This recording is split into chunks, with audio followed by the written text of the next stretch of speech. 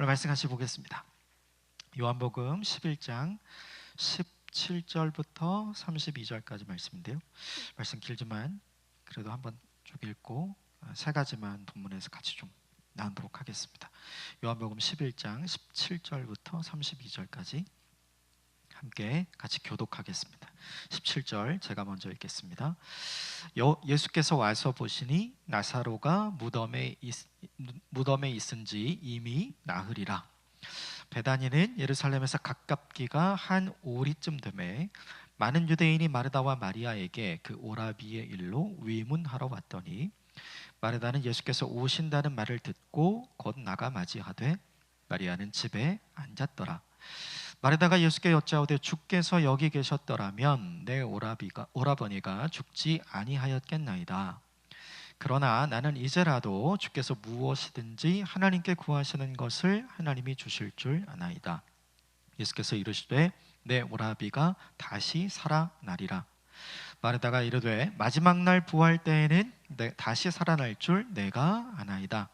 예수께서 이르시되 나는 부활이요 생명이니 나를 믿는 자는 죽어도 살겠고 무릇 살아서 나를 믿는 자는 영원히 죽지 아니하리니 이것을 내가 믿느냐? 이르되 주여 그러하외이다. 주는 그리스도시요 세상에 오시는 하나님의 아들이신 줄 내가 믿나이다. 이 말을 하고 돌아가서 가만히 그 자매 마리아를 불러 말하되 선생님이 오셔서 너를 부르신다 하니 마리아가 이 말을 듣고 급히 일어나 예수께 나아가매 예수는 아직 마을로 들어오지 아니하시고 마르다가 맞이했던 곳에 그대로 계시더라. 마리아와 함께 집에 있어 위로하던 유대인들은 그가 급히 일어나 나가는 것을 보고 곡하러 무덤에 가는 줄로 생각하고 따라가더니 마리아가 예수 계신 곳에 가서 배엎고 그 발 앞에 엎드려 이르되 주께서 여기 계셨더라면 내 오라버니가 죽지 아니하였겠나이다 하더라. 아멘. 이것은 하나님의 말씀입니다. 주님이 지난주에 급하게 마르다와 마리아가 우리 오빠가 죽게 생겼습니다. 그러니까 그렇게 급하지 않았으면 보내지 않았겠죠. 그러니까 본인들이 판단하고 또 사람들이 판단하기에 정말 위중하다, 급하다. 그래서 사람을 보냈겠죠. 그런데 주님은 뭐라고 말씀하셨냐면 죽을 병 아니다 이렇게 얘기했어요. 그러니까 사람들이 보는 관점하고 예수님의 관점이 달랐죠. 그리고 왔던 사람들을 돌려보내서 전하게 합니다. 나는 지금 안 간다. 그리고 일부러 이틀이나 늦장을 부렸죠. 그런데 그 와중에 결국 누가 죽게 됐냐면 나사로가 죽게 됐죠. 그러니까 예수님의 거절 때문에 마르다와 마리아가 기대했던 것이 산산이 무너졌던 거죠. 그래서 우리는 종종 이런 생각을 해요. 우리가 간절히 바라고 원하고 급하고 중요한 일을 주님께 부탁할 때 주님이 거절하시면 내 인생이 최악의 구렁텅이로 빠져드는 것 같은 느낌을 많이 받죠. 그런데 이제 오늘 이후의 본문은 그렇지 않다는 걸 보여주는 거죠. 그래서 우리가 기억해야 할 것이 있어요. 하나님의 거절이 내 인생의 최악 같아 보이지만 결국 그것은 협력해서 선으로 바뀌어서 내 인생의 최선으로 변하게 될 것이다. 이 메시지를 주님께서 가르쳐 주시고 싶었죠. 그래서 그 일을 직접 경험하게 합니다. 마르다와 마리아는 사람들을 보내서 급하게 예수님을 모셔오려고 했지만 실패했어요. 그리고 주님은 결국 오시지 않았고 오늘 17절을 보면 이미 장례를 치릅니다. 17절 말씀 같이 읽어보겠습니다. 시작. 예수께서 와서 보시니 나사로가 무덤에 있은지 이미 나흘이라. 장례를 다 치르고 4일이 지난 거죠. 근데 이때 예수님이 오신 거예요. 예수님이 오셨다는 소식을 마리아가 듣고 20절에 마리아가 이런 행동을 합니다. 마리아와 마르다 20절 같이 읽겠습니다. 시작. 마르다는 예수께서 오신다는 말을 듣고 곧 나가 맞이하되 마리아는 집에 앉았더라. 마르다는 언니죠. 언니는 예수님을 맞으러 집 밖으로 나갔어요. 그래도 와주셨구나. 이제라도 와주셨구나. 그래서 맞이하러 가죠. 그런데 마리아는 함께 가지 않아요. 그러니까 우리가 생각해 봐야 될 게 하나 있어요. 왜 나가지 않았을까를 생각을 해봐야죠. 마리아의 입장에서 철저히 예수님의 입장이 아니라 마리아의 입장에서 생각을 해보면 오빠 나사로가 죽게 된 이유가 나사로가 병들었기 때문에 죽은 겁니까? 아니면 예수님이 오시지 않았기 때문에 죽은 겁니까? 마르다와 마리아의 입장에서 보면 후자죠. 그러니까 마르다와 마리아는 기대하고 알고 있었어요. 뭐 이미 죽은 사람을 살려내었던 사건들이 두 번이나 있었기 때문에 예수님이 오시면 해결된다는 걸 알고 있었어요. 근데 예수님이 거절하고 일부러 안 오신 거잖아요. 그러니까 마르다와 마리아의 입장에서 특별히 예수님을 더 사랑하고 예수님을 더 사모하고 예수님을 더 잘 섬겼던 마리아의 입장에서는 이 사건이 굉장히 큰 충격인 거죠. 예전에 마리아는 예수님이 이 집에 오셨을 때 예수님께서 그 집에 모여있는 사람들에게 말씀을 가르쳐주고 계실 때 언니 마르다는 예수님을 대접하기 위해 음식을 만들고 있었지만 이 동생 마리아는 그 자리를 떠나지 않고 예수님 앞에서 말씀을 듣고 있었던 사람이었죠. 근데 당시의 문화는 이게 조금 이상한 문화였대요. 남성들이 이야기하는 자리에서, 특별히 남성들이 하나님 말씀을 이야기하는 자리에서 여성이 함께 그 자리에 있어서 이야기를 잘 듣지 않았다고 해요. 그게 일반적인 이 당시의 모습이었다고 합니다. 그럼에도 불구하고 마리아는 그 금기를 깨고 예수님이 하나님 말씀을 하실 때 그 앞에 서서 하나님 말씀을 경청하죠. 그 모습이 예수님이 되게 보기 좋았어요. 그래서 마르다가 예수님께 요청하죠. 주님, 마리아 나오게 해서 저랑 같이 이 음식을 준비하게 해주십시오. 그러니까 예수님이 그걸 거절해요. 아니다, 음식 안 해도 된다. 마리아처럼 말씀을 듣는 게 내가 훨씬 더 좋아하는 일이야. 이렇게 이야기를 하죠. 그 말씀 때문에 마리아는 더 힘을 얻었을 거예요. 자기의 진심을 알아주고 자기의 마음을 알아주는 예수님을 그 장면 속에서 경험한 거죠. 그러니까 마리아의 입장에서는 도움을 요청했는데 예수님이 오시지 않고 자기 오빠가 그냥 죽어버린 사건을 어떻게 해석하게 되냐면 예수님이 나사로를 죽게 내버려둔 것이다. 예수님이 우리를 버린 것이다. 이렇게 마리아는 받아들이게 되죠. 예수님의 거절로 인해서 오빠가 죽었으니까 마리아의 마음은 어떻게 되냐 하면 금세 닫히게 돼요. 다시 열기 힘든 거죠. 그래서 예수님이 오셨다는 이야기를 들었지만 그렇지만 마리아의 입장에서는 예수님 때문에 오빠가 죽은 거예요. 그래서 피하려고 하는 거죠. 보지 않으려고 그래요. 근데 이게 우리도 비슷한 것 같아요. 사람에게 거절당하면 우리 그 사람 잘 안 보려고 하잖아요. 똑같이 하나님께 거절당하면 하나님 안 보려고 하는 것 같아요. 그래서 기도하는 자리 피하고 찬송하는 자리 피하고 예배하는 자리 피하죠. 그리고 일상적으로 내가 활동을 하던 모든 신앙의 영역의 활동들을 다 중지시켜요. 그리고 홀로 칩거에 들어가는 거죠. 성경에 등장하는 가장 대표적인 사람이 누구냐면 엘리야였죠. 갈멜산에서 하나님 말씀대로 하나님의 살아계심을 바알과 아세라를 섬기는 선지자들과 아합과 이스벨에게 보여줬어요. 누가 진짜 하나님인지를 엘리야를 통해서 하나님이 드러내셨고 엘리야는 거기서 당당하게 쓰임받은 사람이었습니다. 엘리야는 그 사건을 통해서 북이스라엘의 영적인 기상도가 바뀔 거라고 생각했죠. 하나님께로 사람들이 돌아올 거라고 생각했어요. 그런데 결국 돌아온 게 뭐냐 하면 이세벨이 사람을 보내서 엘리야에게 경고합니다. 내가 너를 반드시 죽일 거야. 기다려라. 내가 다른 많은 하나님의 선지자들을 잡아다가 죽인 것처럼 내가 너도 반드시 잡아서 죽일 것이다. 놀라운 일에 쓰임받았고 그 일을 했지만 바뀐 건 아무것도 없었어요. 엘리야가 충격을 받죠. 상처를 받아요. 이게 뭔가 이렇게 죽도록 헌신했는데 이렇게 열심히 하나님의 말씀을 전했고 하나님의 살아계심을 보여줬는데 결과는 이게 무엇인가?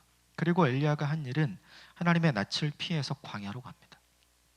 하나님이 불러도 대답하지 않아요. 그리고 먹지 않고 죽으려고 하죠. 그러니까 이런 행동의 패턴들이 일반적으로 사람들에게 나타나는 패턴인 것 같아요.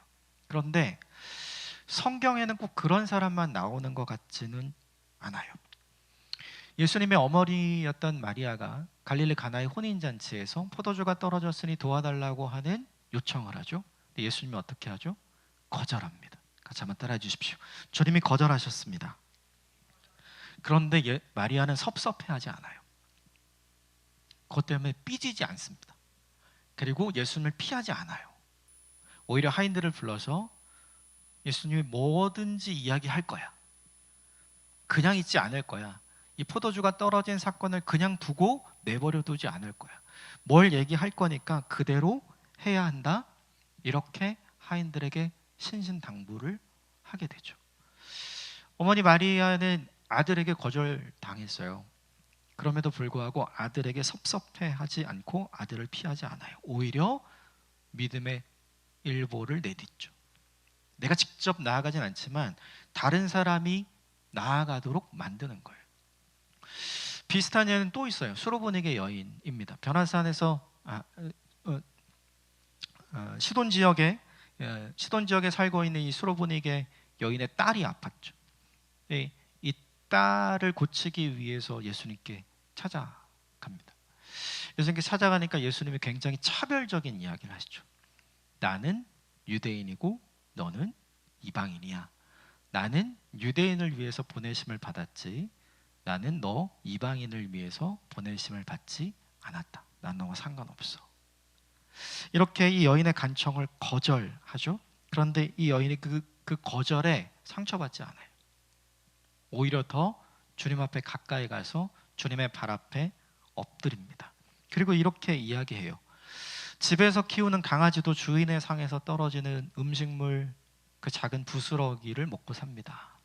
나에게는 큰 은혜가 필요한 게 아니라 주님께서 유대인들에게 주시고 남은 은혜의 부스러기만 있으면 됩니다. 이런 이야기를 해요. 그러니까 예수님이 거기서 감동을 받으시고 그것을 이야기한 그 시각에 예수님께서 선포하시죠. 너의 믿음대로 될 것이다. 두 종류의 사람이 있는 것 같아요. 하나님의 거절을 경험하고 스스로 상처받고 스스로 하나님을 떠나서 하나님을 피하는 사람이 있고 하나님의 거절을 경험하고도 더 담대히 주님 앞에 가까이 나아가는 사람이 있고 우리 생각을 해봐야죠. 이 하나님의 거절은 하나님의 테스트라면 하나님이 무엇을 원하실까? 우리도 가끔 그런 얘기 하잖아요. 나 정말 사랑해? 나 진짜 사랑해? 이렇게 테스트를 해보는 경우 되게 많잖아요. 왜 그거 확인하고 테스트하는 거예요? 진짜 그 사람의 마음이 어떤지를 확인하고자 하는 거잖아요. 때로 하나님의 거절이 오늘 본문의 마르다와 마리아에게 주님께서 하셨던 이 거절이 하나님의 테스트라면 예수님의 테스트라면 우리는 어떻게 해야 하는가? 예수님 무엇을 기대하고 바라고 원하셨을까? 답은 너무 간단하죠. 물러서지 않는 것, 돌아서지 않는 것. 그것 때문에 주님께서 나에게 상처를 주셨다고 말하지 말고 오히려 나를 거절하신 주님께 더 가까이 나아가는 인생이 되는 것. 하나님의 거절이 사람의 믿음을 완전히 흔들어 버릴 수도 있고 하나님의 거절이 사람의 믿음을 더 견고하게 만들 수도 있어요. 그런데 그건 누가 결정하느냐? 하나님이 결정해 주시는 것이 아니라 우리가 결정하는 거예요. 그래서 우리가 해야 할 일이 있다면 이것인 것 같아요. 우리가 수없이 많은 것을 하나님께 간구하고 기도하고 도움을 요청해 드리고 내 삶을 인도해 주시기를 간구하죠. 그런데 현재 시점에서 하나님이 거절하시는 것 같은 하나님이 듣지 않으시는 것 같고 하나님의 인도가 없는 것 같은 상황이 우리에게 있죠. 그때 우리가 취해야 할 선택은 둘 중에 하나인 거죠. 그것 때문에 뒤 돌아서든지 아니면 그것 때문에 더 주님 앞으로 나아가는 사람이 되든지. 오늘 본문에 등장하는 마리아처럼 피하지 않는 사람이 되었으면 좋겠어요. 물론 이 본문의 마르다는 믿음이 있어서 나간 건 아니에요. 다음 주 본문에 등장을 합니다. 그러나 오늘 이 본문에서 분명히 알 수 있는 건 뭐냐 하면 하나님 때문에 상처받아서 하나님 낯을 보는 것이 어려워서 주님이 오셨음에도 불구하고 주님께로 나아가지 않는 주님을 피하는 마리아의 모습이 우리에게 없어야 하는 거죠. 왜냐하면 하나님은 우리의 진심을 외면하는 분이 아니기 때문이죠. 인생을 살아가면서 우리는 많은 하나님의 거절을 경험하는 것 같아요. 때로는 그것이 실패라는 경험으로, 때로는 그것이 아직이라는 경험으로, 때로는 그것이 기다림이라는 경험으로 우리에게 찾아오는 것 같습니다. 근데 그때 흔들리지 맙시다. 그때 뒤돌아서지 맙시다. 그때 우리가 해야 할 일은 뭐냐면, 이것은 하나님의 테스트일 수 있겠구나. 마리아처럼 더 주님께 나아가자. 수로보니게 여인처럼 흔들림 없이 더 주님께 나아가자. 이 결정과 결단이 저와 여러분들에게 있는 믿음의 삶을 사시기를 주님으로 축복합니다. 이건 하나님이 그렇게 해주시는 게 아니에요. 우리가 해야 할 일인 거죠. 세상이 우리를 흔들지 못하는 사람이 되기를 우리는 원하잖아요. 그러려면 우리가 해야 할 일이 있는 것 같아요.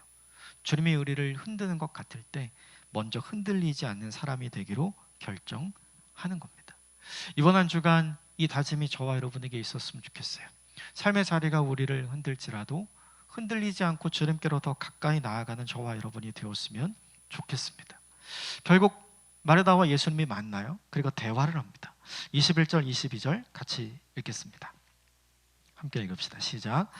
마르다가 예수께 여짜오되 주께서 여기 계셨더라면 내 오라버니가 죽지 아니하였겠나이다. 주께서 내 오라비가 여기 있었다면 죽지 아니하였겠나이다. 이게 처음으로 얘기한 거죠. 주님 때문에 죽었습니다. 이 이야기야. 그리고 이 말을 합니다. 22절 같이 읽읍시다. 시작. 그러나 나는 이제라도 주께서 무엇이든지 하나님께 구하시는 것을 하나님이 주실 줄 아나이다.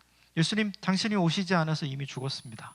왜 이제 오셨습니까? 다 끝났습니다. 타이밍은 다 지나갔습니다. 그러나 나는 압니다. 주님이 무엇이든지 구하면 하나님께서 응답해 주실 줄 압니다. 마치 이게 지금 시점에서 주님이 뭘 하면 뭔가가 될 수 있을 거라고 믿는 믿음의 고백처럼 오늘 이 본문에 나오는데, 사실 본문의 어감을 보면 그렇지 않아요. 지금 이전 타이밍이라면 주님이 무엇이든지 구했으면 됐을 거라고 나는 생각합니다. 지금 이 이야기예요. 그러니까 완전히 장례가 끝나고 난 지금은 안 되는 거예요. 장례가 완전히 끝나기 전에 주님이 오셨으면 주님이 기도하셔서 그 기도를 하나님이 들어주셨을 것을 나는 믿습니다 라는 거죠. 왜 이 이야기를 했냐 하면 마르다가 알고 있는 게 있어요. 회당장 야이로의 딸을 살린 사건. 회당장 야이로의 딸도 죽었어요. 그런데 죽은 다음에 바로 예수님이 가셨죠. 그리고 살려내셨어요. 그러니까 마르다는 아는 거예요. 죽기 전에 오면 당연히 살고 죽은 다음에 곧바로 오셔도 산다. 이건 알아요. 그런데 이미 4일 지났잖아요. 지금은 안 된다. 나인성 과부의 아들을 예수님께서 살려놓으실 때도 죽은 아들을 장례를 하기 위해 마을에서 나가는 장면, 장지로 가는 장면에서 예수님이 등장하시잖아요. 근데 그때 예수님이 그 장례를 시작하는 이 집의 아들을 살려내시잖아요. 마르다는 아는 거예요. 장례가 시작될 때라도 주님이 오시면 산다. 그러나 지금은 장례가 완전히 끝났고 이미 사흘이나 지나서 부패하기 시작했는데 지금은 안 된다. 이게 뭐냐 하면 21절과 22절의 내용이에요. 믿음의 고백처럼 보이지만 사실은 이 고백은 믿음의 고백이 아니라 주님 이제는 다 끝났습니다. 다 지나갔습니다. 포기한 거예요. 그리고 넋두리를 예수님께 이야기한 거죠. 이 말을 듣고 예수님이 이렇게 이야기합니다. 23절 같이 읽겠습니다. 시작. 예수께서 이르시되 내 오라비가 다시 살아나리라. 만약에 21절과 22절의 내용이 진짜 예수님이 우리 오빠를 살려내실 줄 알고 믿음으로 한 고백이라면 23절에 너의 오빠가 다시 살아날 거야 라고 얘기하지 않았을 거예요. 네 말대로 될 거야 이렇게 얘기하고 끝냈을 겁니다. 근데 그렇지 않았죠. 그러니까 이 예수님의 반문은 뭐냐 하면 아직 끝나지 않았어. 타이밍은 늦지 않았어. 너에게는 끝난 것 같지? 그러나 나에게는 이제 시작이야. 이렇게 얘기하는 거예요. 근데 이 말을 마르다가 제대로 알아듣지 못해요. 그래서 이렇게 반문합니다. 24절 말씀 같이 읽을까요? 같이 읽읍시다. 시작. 마르다가 이르되 마지막 날 부활 때에는 내가 다시 살아날 줄을 내가 압니다. 그래, 마지막 날, 역사의 마지막 날 주님이 다시 오실 때 주님이 우리를 부활시킬 줄 압니다. 내 오빠가 부활할 줄 믿습니다. 그러나 지금은 그 마지막 날이 아니지 않습니까? 지금은 아닙니다. 마리아는 어떻게 했냐면 다 끝낸 거죠. 이 본문에서 마르다가 보여주는 모습이 있어요. 뭐냐면 자기의 틀 안에 예수님을 가두는 거예요. 오빠가 죽기 전에 예수님이 오셨으면 살죠. 죽은 다음에라도 오셨으면 살죠. 장례를 시작할 때 오셨으면 살죠. 저는 그거 다 봐서 알아요. 전 믿습니다. 그러나 지금은 장례가 다 끝났고 이미 시신이 부패하고 있어요. 이건 아니지 않습니까? 자기가 경험했던 한계 이상으로는 예수님이 하실 수 있다는 생각을 하지 못하는 거죠. 마르다는 자신의 생각 안에 예수님을 가두어 버렸어요. 자기의 마음 안에, 자기의 경험 안에 예수님을 가둬버렸어요. 크신 하나님을 너무나 작게 만들어 버리고 있는 실수를 지금 누가 하냐면 마르다가 하고 있는 거죠. 천하의 예수님도 이제는 안 된다는 거예요. 그런데 가만히 생각을 해보면 우리도 비슷한 걸 하는 것 같아요. 우리도 이런 생각. 그때 도와주셨으면 됐을 건데 지금은 안 된다고 생각하는 거죠. 그때 회복하게 해주셨으면 됐을 텐데 지금은 늦었다고 생각하는 거죠. 그때 그 만남이 있었으면 잘 됐을 거라고 생각하는데 지금은 새로운 만남을 통해서 그런 일이 일어날 거라고 생각하고 기대하지 않는 거죠. 우리는 입술로는 하나님을 크다고 고백해요. 입술로는. 그런데 우리의 생각으로, 우리의 마음으로, 우리의 몸으로 철저하게 뭘 고백하고 있냐면 하나님을 크시다고 고백하지 않는 거죠. 하나님은 이건 안 돼. 요건 안 돼. 그 전에는 됐어. 그러나 지금 이 상태에서는 안 돼 라고 생각을 하는 거죠. 이것이 무엇이냐면 마르다의 교만이에요. 교만은 내 능력을 과신해서 섬기기도 하지만 교만은 하나님의 능력을 과소평가해서 생기기도 합니다. 우리가 잘 저지르는 교만의 두 종류의 죄가 이거인 것 같아요. 내가 스스로 잘나서 하나님의 도움으로 이렇게 되었는데 내가 한 것처럼 느끼고 내가 한 것처럼 말하는 것도 교만이지만 그것보다 우리에게 더 자주 일어나는 것은 뭐냐면 하나님의 능력을 과소평가하고 내 인생의 문제보다 하나님을 작게 여기는 이 교만한 믿음의 고백이 우리에게 여전히 있는 것 같아요. 가장 중요한 건 마르다는 예수님의 계획을 모르죠. 예수님 지금 오셔서 뭘 하실지 모르는 거예요. 그런데 지금 마르다는 뭐 하고 있냐면 단정 짓고 있는 거죠. 왜 이런 일이 생겼는가 생각을 해보면 되게 간단해요. 성경에 기록된 많은 기적들, 그죠? 우린 알아요. 그런데 그 일이 내 일이 아니기 때문에 그런 것 같아요. 예수님의 이 이야기를 듣고 마르다가 이렇게 고백을 했어요. 마지막 부활 때 다시 살아날 줄 내가 아나이다. 알긴 아는데요. 믿지는 않는 거예요. 하나님이 크다는 걸 알긴 아는데 하나님이 크시다는 걸 믿진 않아요. 하나님의 전능하심을 알긴 아는데 그 하나님의 전능하심을 믿지는 않는 거죠. 왜요? 그들에겐 일어났지만 내게는 일어나지 않아서. 우리가 삶을 살아가면서 한 주 한 주를 살아가면서 우리에게 너무너무 중요한 게 뭐냐면 날마다 살아계신 하나님을 만나는 이유가 바로 이것 때문에 중요한 것 같아요. 성경에 역사하신 그 하나님이 지금 나에게도 역사하시는 하나님으로 경험이 되어야 내 경험 안에 하나님을 가두지 않게 돼요. 그런데 그 경험이 없으면 내가 알고 있는 지식 안에 내가 경험한 그 하나님 경험 안에 그 전능하시고 크고 무한하신 하나님을 가두어 버리는 거죠. 우리는 다 이렇게 생각해요. 알면 믿을 수 있다고 생각을 합니다. 그러나 오늘 이 본문은 그렇지 않다는 걸 우리에게 보여주는 거죠. 그래서 이걸 안다고 하는 예수님이 마르다에게 너는 이걸 믿느냐? 이렇게 물어봅니다. 25절 26절 마지막으로 같이 읽읍시다. 시작. 예수께서 이르시되 나는 부활이요 생명이니 나를 믿는 자는 죽어도 살겠고 무릇 살아서 나를 믿는 자는 영원히 죽지 아니하리니 이것을 내가 믿느냐. 마르다는 아까 안다 그랬잖아요. 저 다 알아요 주님. 그런데 예수님의 관심사는 마르다가 아는 것이 아니라 마르다가 그 아는 것을 믿는 거죠. 오늘 이 본문이 우리에게 보여주는 게 있어요. 뭐냐면 예수님은 지식에 반응하는 분이 아니라 믿음에 반응하는 분. 예수님은 내가 하나님을 아는 것에 만족하는 것이 아니라 하나님을 믿는 것까지 나아가기를 원하시는 분.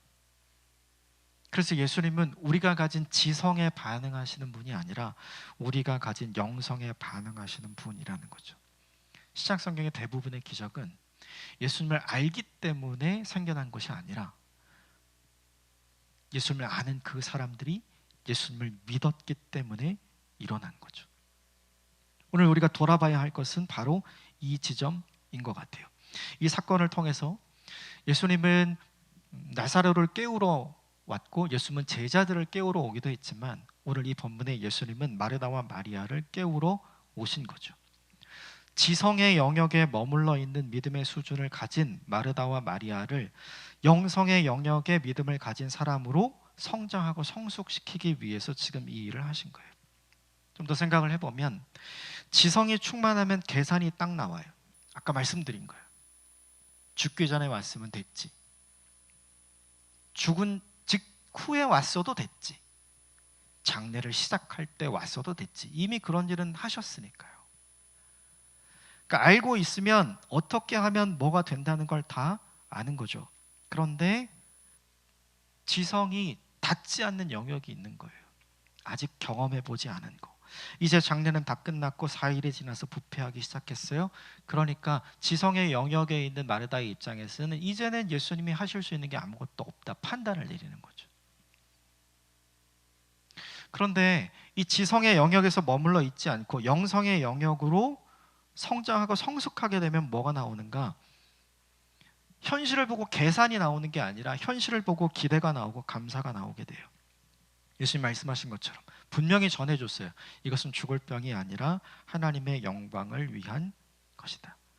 예수님이 분명히 말씀하신 대로 이루시는 분이라는 걸 이미 알았던 마르다와 마리아는 그 말씀을 기억했어야 돼요.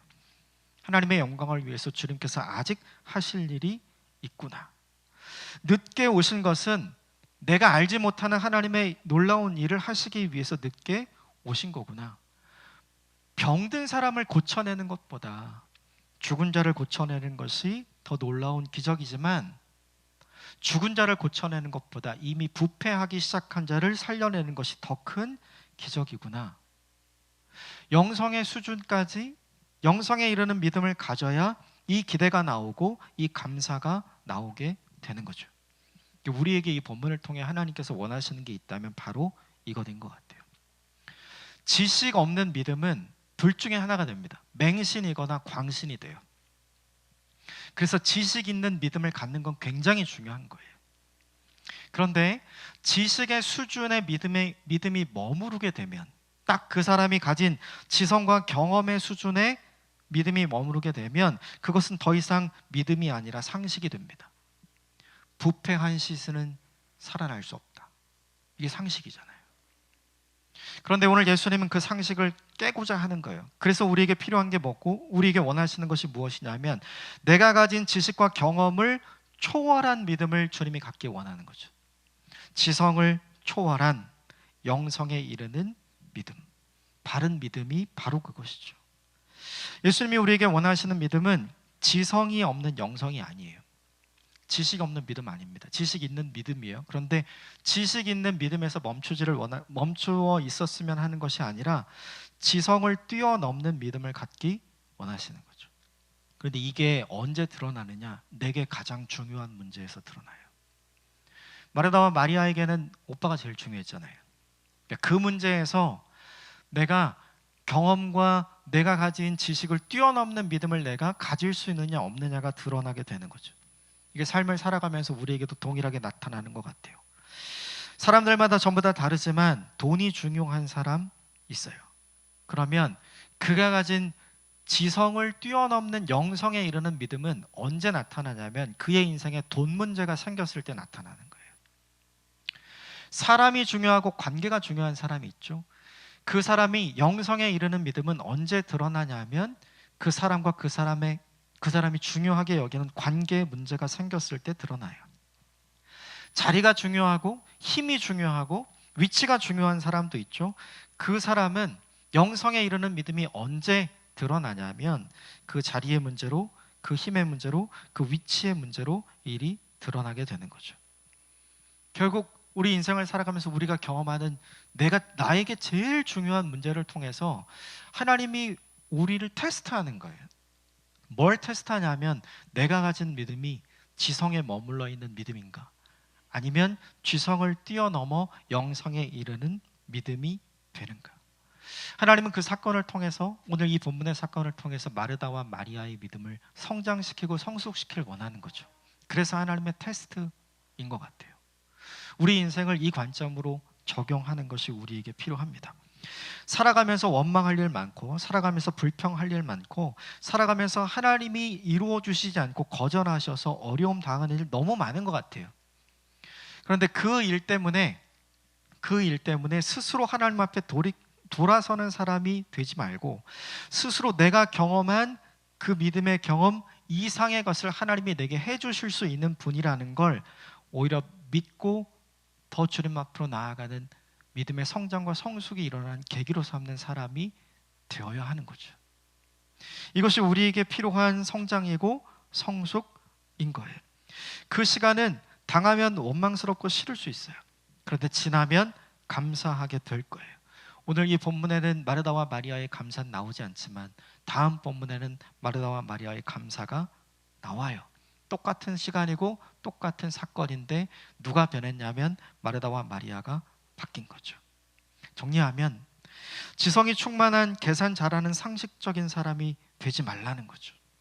그게 아니라 그 지성을 뛰어넘고 너의 경험을 뛰어넘고 너의 생각 안에 하나님을 가두지 말고 내 상식을 뛰어넘어 역사하시는 하나님의 일을 기대하고 감사함으로 경험하는 인생을 살라는 거예요.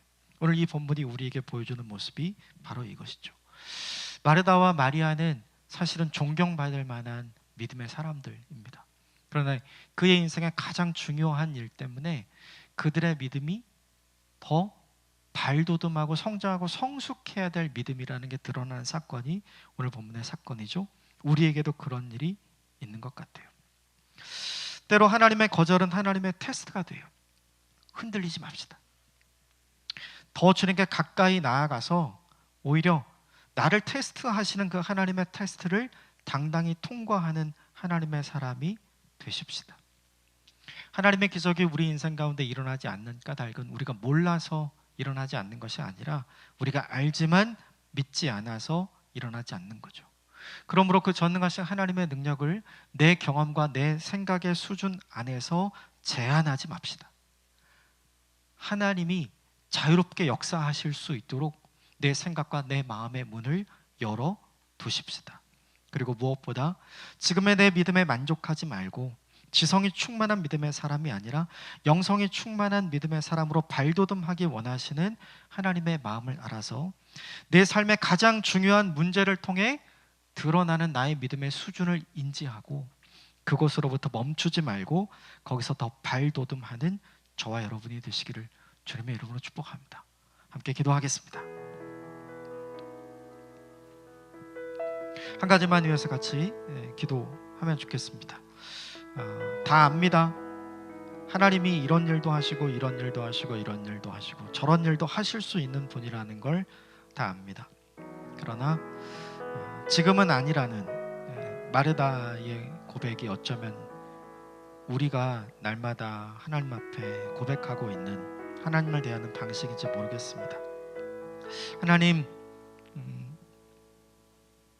우리 인생에 은혜가 필요하고 우리 인생에 기적이 필요합니다.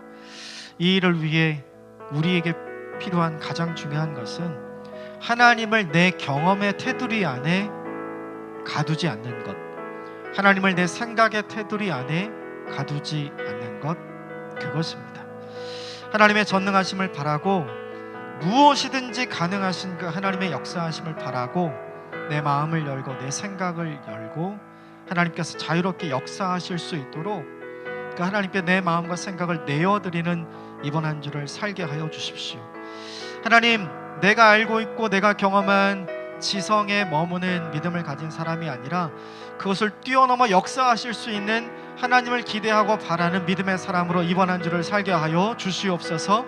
우리 간절한 마음으로 자기를 축복하고 자녀들을 축복하면서 같이 한번 기도하겠습니다. 사랑하는 하나님 아버지, 오늘 본문의 말씀을 통해 하나님 우리가 깨닫게 되는 바가 있습니다. 마르다는 죽기 전에 왔으면 나았을 거라고 알고 있습니다. 혹시라도 오빠가 죽은 직후에라도 오셨으면 해결되었을 거라 알고 있습니다. 장례를 치르기 시작했을 때라도 오셨으면 아무 일도 없었을 거라 알고 있습니다. 그러나 그 모든 시간이 다 지나고 이미 4일이나 지난 이 시점에서 오신 예수님은 아무런 쓸모가 없다고, 아무런 일도 하실 수 없다고 마르다는 이야기하고 있습니다. 주님께서 살아날 것이라 말씀하셨음에도 불구하고 그 말 내가 안다고만 이야기합니다. 믿는다 말하지 않습니다. 하나님, 어쩌면 이 모습이 오늘 우리의 모습은 아닌가 생각을 해보게 됩니다. 내 인생의 가장 중요한 문제, 내가 그토록 간절히 바라고 원하고 기도하며 애쓰고 열심히 했었던 그 문제에 하나님의 신실한 응답이 없을 때 하나님, 우리가 이렇게 생각하고 있지는 않은가 잘 모르겠습니다. 하나님, 너무 늦었다고 생각하고 있지 않습니까? 이제는 안 된다고 생각하고 있지 않습니까? 더 이상 하나님께서 무언가 하실 일이 없다고, 이제는 다 끝났다고 생각하지 않는지 모르겠습니다. 그러나 주님께서 우리에게 바라고 원하시는 믿음은 그것이 아니었습니다. 주님께서는 아직 하실 일이 있었습니다. 그 일을 하기 위해 계획을 가지고 오늘 마르다와 마리아의 집에 찾아오셨습니다. 하나님의 생각보다 앞서서 생각하지 않게 도와주십시오. 하나님의 판단보다 앞서서 판단하지 않게 도와주십시오. 내 경험의 틀 안에, 내 생각의 틀 안에, 내 믿음의 틀 안에, 내 지성의 틀 안에 하나님을 가두어 두지 않게 하여 주십시오. 그것을 뛰어넘어 역사하시는 전능하신 하나님을 바라보고 그분을 의지하며 여전히 기대하는 믿음의 삶을 살아가는 우리가 될 수 있도록 주님 은혜를 베풀어 주십시오. 내 인생의 가장 중요한 문제에서 내 믿음이 어떤지 드러나게 됩니다. 내 인생의 가장 급하고 중요한 문제에서 내 믿음이 어떤지 드러납니다.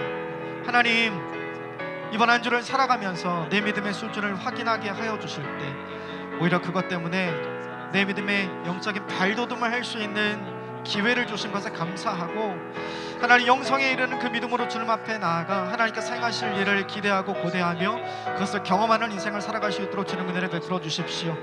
하나님, 온갖 경험으로, 온갖 생각으로, 온갖 지식으로 아직 알 수 없고 아직 경험하지 못한 내 인생을 먼저 판단하고 제한하지 않게 하여 주십시오. 내 인생의 바닥에서도 내 인생의 하늘 끝까지 들어올리실 그 전능하신 주님의 능력이 나의 인생과 함께 하심을 믿고 그 주님을 신뢰하며 믿음으로 나아가는 인생을 살아갈 수 있도록 주님 역사하여 주옵소서. 삶의 자리에서 우리를 흔드는 많은 것들이 있습니다. 하나님의 테스트를 기억하게 하여 주시고 무너지지 않게 하시고 흔들리지 않게 하시고 다시 견고히 서가는 저와 우리 모두가 될 수 있도록 주님 역사하여 주시기를 원하오니 주님 아버지 도와주옵소서. 주님 함께하여 주옵소서. 하나님, 마르다는 또 마리아는 다 늦었다고 이야기합니다. 마음이 상했던 마리아는 오히려 그 거절 때문에 상심하여 예수님을 맞으러 나가지 않습니다. 예수님의 낯을 피합니다. 하나님, 우리를 흔드는 문제들 앞에서 우리도 마리아와 같은 행동을 보일 때가 있습니다. 주님, 피하지 않겠습니다. 흔들리지 않겠습니다. 오히려 똑같은 거절을 당했지만 주님께로 더 가까이 나아갔던 예수님의 어머니 마리아와 그리고 수로보니게 여인처럼 나를 흔드는 삶의 문제 앞에서 주님께 더 가까이 나아가는 믿음의 결단과 선택을 감당하는 이번 한 주를 살겠습니다. 그렇게 살아갈 수 있도록 주님 우리를 도와 주옵소서. 하나님, 우리 인생에 주님께서 놀라운 일들을 행하실 수 있다는 걸 알고 있습니다. 그러나 우리의 모습을 살펴보면 그걸 알지만 마르다처럼 믿지는 않고 있지 않은지 생각해 봅니다. 하나님, 다 끝났다고 포기하지 않게 도와주십시오. 우리가 포기한 그 순간에 주님이 다시 시작하고 계심을 오늘 이 본문을 통해 봅니다. 그 주님을 신뢰하는 믿음의 삶을 살게 하여 주시고, 내 경험의 테두리, 내 생각의 테두리, 내 믿음의 테두리 안에 그 전능하신 하나님을 가두어 두고 제한하지 않게 하여 주시옵소서. 입술로는 내 삶의 문제보다 하나님이 크시다고 고백하지만 정작 우리의 삶으로는 하나님이 한없이 내 인생에 작으신 분으로 우리가 대하고 있지 않은지 이 본문을 통해 나 자신을 돌아보게 됩니다. 주님, 용서하시고 우리를 회복하시는 하나님의 신령한 은혜가 우리에게 있게 하여 주셔서 하나님을 아는 지성이 충만한 사람이 아니라 그것을 뛰어넘어 주님을 믿는 영성이 충만한 사람으로 변화되는 역사가 우리의 삶 가운데 있도록 주님 역사하여 주시옵소서. 이번 한 주 견고히 흔들리지 않는 인생을 살겠습니다. 피하지 않고 주님께로 더 가까이 나아가는 인생을 살겠습니다. 아는 것에서 멈추지 않고 믿는 것으로 나아가는 믿음의 삶을 선택해서 살겠습니다. 주님 우리와 함께하여 주옵소서. 예수님의 이름으로 기도드립니다. 아멘.